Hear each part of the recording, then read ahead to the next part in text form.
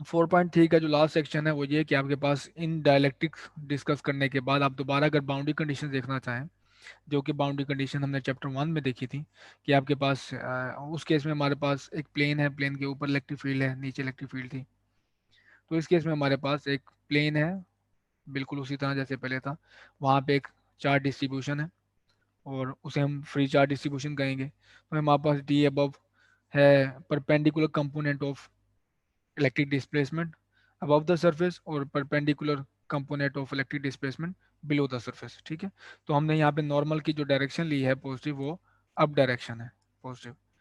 तो आप बिल्कुल वैसे ही वो स्टेप यूज करें जैसे पहले हमने किए थे। यहाँ पे गॉजिला आप यूज कर सकते हैं आराम से। तो जो मैंने पिल बॉक्स लिया है, यहाँ पे बॉक्स लिया है, तो आपको यहाँ पे जो अराउंड जो राउंड सरफेस है वहाँ से आपको फ्लक्स जीरो मिलेगा, क्योंकि जो परपेंडिकुलर कंपोनेंट है उसकी डायरेक्शन ऊपर है, और आपके पास जो राउंड सरफेस है वो उसकी बिल्कुल परपेंडिकुलर होगा इलेक्ट्रिक डिस्प्लेसमेंट के। तो अराउंड जो सरफेस है वहाँ से आपको तो कंट्रीब्यूशन जीरो मिलेगी। तो जो कंट्रीब्यूशन मिलेगी आपको ऊपर वाली कैप से और नीचे वाली कैप से मिलेगी, बिल्कुल वही जो गॉजी लॉ में हम स्मिटीज में हम देख चुके हैं। और इसमें कितना चार्ज कितना पूरा वो इंक्लूड है इसमें, जो इस बॉक्स में आ रहा है, और हमारे पास टोटल चार्ज है यहाँ बेसिकली हमारे पास आएगा रो एफ है। रो एफ नहीं, हमारे पास क्यू एफ है, क्योंकि वो डिफरेंशियल फॉर्म में रो एफ रहता है। तो क्यू एफ हमारे पास है, रो डेंसिटी होती है charge, total charge divide by area. ठीक है, तो यहाँ पे फ्री चार्ज है तो यहाँ पे हमारे पास फ्री चार्ज डेंसिटी होगी। तो इस केस में आप यहाँ पे इसकी वैल्यू पुट कर दें, जो मैंने यहाँ पे वैल्यू पुट कर दी है।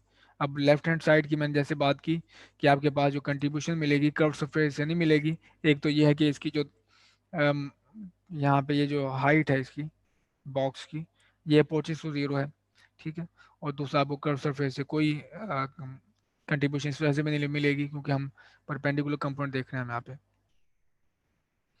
तो थिकनेस जीरो होने की वजह से कंट्रीब्यूशन जीरो, लेकिन आपको अपर कैप और लोअर कैप से कंट्रीब्यूशन मिलेगी। तो ये आपके पास डॉट प्रोडक्ट हो गया अपर सरफेस से, और ये लोअर सरफेस से नेगेटिव, जैसे मैंने बताया कि एन की जो अप डायरेक्शन है हमने ये पॉजिटिव लिया, इस वजह से नेगेटिव आया।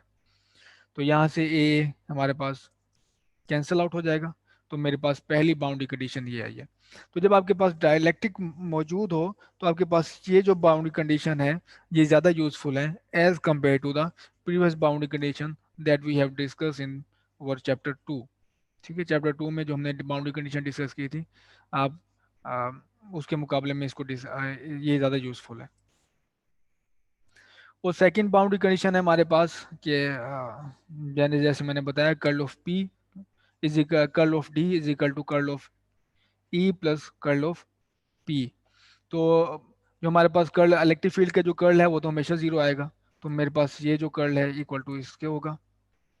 और अब आप इस पे स्टोक्स थ्योरम अप्लाई करें तो आप इस सरफेस इंटीग्रल को लाइन इंटीग्रल में कन्वर्ट कर सकते हैं। तो लाइन इंटीग्रल से कन्वर्ट करने के बाद बिल्कुल वही जिस तरह हमने पहले प्रोसेस किया था, कि आप अगर सरफेस पे हैं यहाँ पे, तो आप यहाँ पे लूप कंसीडर कर लें। ठीक है, तो इसकी लेंथ हो स्मॉल एल ये, और इसकी थिकनेस अप्रोचेस टू जीरो हो। ठीक, बिल्कुल वही जो चैप्टर नंबर 2 पे हमने कैलकुलेशन की थी। तो अब आप देखेंगे जो इसका पहले कंपोनेंट्स होंगे वो इस तरह एक दूसरे से रिलेटेड होंगे। ठीक, तो ये पहले component of display electric displacement, और ये पहले कंपोनेंट ऑफ पोलराइजेशन है। तो ये दो बाउंड्री कंडीशन है जो मैंने बताया कि आपके पास यूजफुल है as compared to the boundary condition that we have discuss in chapter 2। और वो थी हमारे पास ए अबव थी इलेक्ट्रिक फील्ड, ये था perpendicular component, minus E below, और ये था परपेंडिकुलर कंपोनेंट, ये equals to the sigma over epsilon nought. तो ये हमारे पास बाउंड्री कंडीशन थी। और दूसरी वाली जो बाउंड्री कंडीशन थी वो पैरेलल कंपोनेंट था, पैरेलल कंपोनेंट, और ये था अबव माइनस ई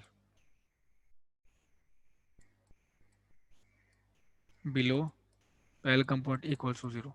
तो मैंने बताया था कि आपके पास जो पहला कंपोनेंट होगा सरफेस से अगर आप मूव होते हैं तो वो कंटिन्यूस रहेगा, लेकिन परपेंडिकुलर कंपोनेंट में डिसकंटिन्यूटी आएगी।